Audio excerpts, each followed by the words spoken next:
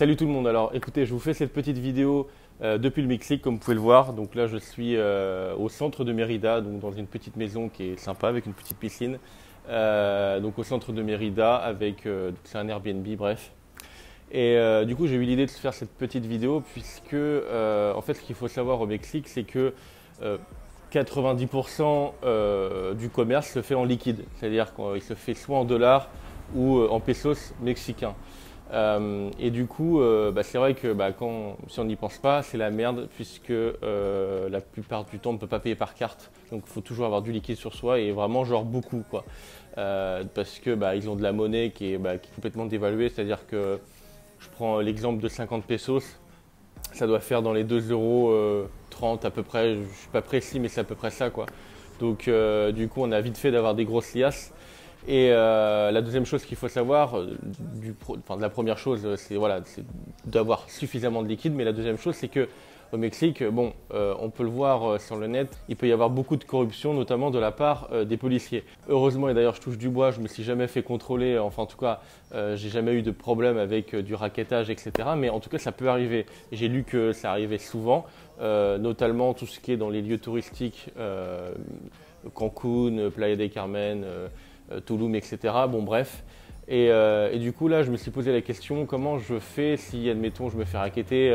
Bon, évidemment, j'ai pas envie de me faire braco, j'ai pas envie de me faire assassiner comme une merde. Donc, évidemment, si je me fais racketter par des flics, je dis bon, ok, vas-y, combien tu veux, quoi, combien de thunes tu veux.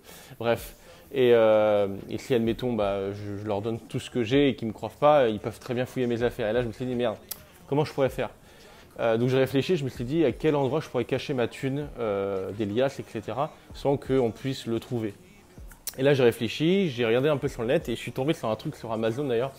Il y a plein d'objets qui existent où on peut cacher son argent, mais j'ai trouvé des trucs vraiment sympas. Je vous montre tout de suite. Donc voilà, là c'est un exemple d'objet, on va dire, où on peut cacher des trucs en mode incognito. Donc ça en fait c'est une bonbonne. C'est une bombe aérosol un peu dans le délire. Alors c'est écrit en allemand. Moi je comprends rien en allemand, je sais pas le lire. Donc, mais a priori je crois que c'est un truc en mode. En tout cas c'est censé faire genre c'est une sorte d'huile pour métaux. Du genre voilà il y a des logos de voitures, vélo, bateau. Il y a même des trucs de l'arme à feu. Bref, c'est une sorte d'huile à mon avis. C'est comme vous savez les trucs pour huiler des portes qui grincent. Enfin bref. Et donc voilà, elle paye pas de mine honnêtement, elle est légère évidemment. On entend, on n'entend pas beaucoup là, je sais pas si vous entendez, mais on entend en fait la petite boule. On peut s'ouvrir, voilà, ça peut l'ouvrir. Bon, j'appuie, ça fait rien du tout évidemment, c'est factice, mais voilà. Je vous la fais voir là maintenant, vous y croyez, vous y voyez que du feu.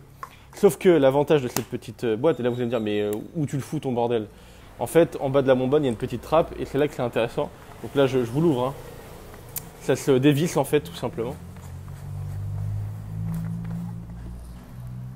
Donc ça se dévisse tout simplement et vous voyez on peut mettre des choses à l'intérieur. Et donc on peut mettre même beaucoup de choses. Donc j'ai regardé, j'ai calculé, on peut mettre un téléphone. Alors pas les nouveaux iPhones évidemment. J'ai calculé, d'ailleurs j'en ai acheté un juste pour ça, pour pouvoir traquer en GPS si des fois il y avait un problème. Bon, je vous expliquerai ça dans une autre vidéo, il n'y a pas de problème. Mais j'ai acheté un iPhone SE. L'ancien iPhone SE, vous savez, celui qui ressemble, qui a le form factor du iPhone 5. Et du coup, en fait, il loge complètement dedans. Donc, c'est-à-dire qu'en fait, là-dedans, je peux cacher mon pognon, des passeports, bon, les passeports pliés évidemment, mais on peut cacher des papiers, et la thune. Et donc voilà. Et ça, en fait, moi, ma thune, je regarde toujours un petit peu dans mes poches évidemment, parce que voilà, c'est toujours intéressant d'en avoir, parce que, comme je vous disais tout à l'heure, tout se paie en liquide. Et toutes les autres liasses parce que comme je vous disais en fait il faut vraiment retirer des grosses liasses pour être tranquille pendant tout le voyage, parce que pour retirer de l'argent ici c'est un peu le merdier. Je vais pas vous expliquer en détail mais c'est la merde puisque les banques elles sont toutes pourries, enfin bref. Et du coup il faut retirer beaucoup et pendant tout le voyage, et du coup faut cacher la thune, on sait jamais. Donc je le cache là-dedans. Et je vais vous montrer aussi autre chose. On a aussi en fait j'ai trouvé donc cette bombe, et j'ai trouvé aussi une petite brosse en fait, une brosse pour cheveux, voilà tout simplement. Sauf que vous voyez, comme vous pouvez le voir, il y a une petite trappe en dessous où on peut mettre pareil de la thune. Alors évidemment on peut pas en mettre beaucoup là sur cette brosse là, donc on peut mettre vraiment des petites coupures. Mais en tout cas, c'est quelque chose qu'on peut mettre dans un sac à main, en tout cas pour les femmes, même pour les mecs, on peut mettre ça dans un sac à dos. A priori, je ne pense pas que le voleur va voler une brosse à cheveux. Bon, bref. A priori, ils vont vous laisser tranquille. Mais voilà. Donc, c'est des objets voilà, que j'ai trouvés pour cacher son pognon. Je trouvais que c'est intéressant de vous le partager parce que c'est vrai qu'au Mexique, voilà, il y a toujours, on peut toujours se faire voler, on ne sait pas. Hein. Ça n'a rien à voir avec l'Islande. Je me rappelle, en Islande, c'est vraiment, je crois, un des pays le plus sûr au monde. C'est-à-dire que tu peux foutre tes affaires par terre, jamais personne ne va te les voler. C'est vraiment, moi j'ai halluciné d'ailleurs sur ce pays-là. C'est-à-dire qu'il y avait des bagnoles qui étaient, comme je vous avais raconté dans le making of, il y a des bagnoles qui étaient sur le bas-côté en mode voilà, en panne. Et je me rappelle, nous on voulait voir, savoir si était ouverte pour savoir voilà, s'il y avait des gens dedans. Parce qu'en fait, une fois, il y avait une voiture qui était complètement enneigée.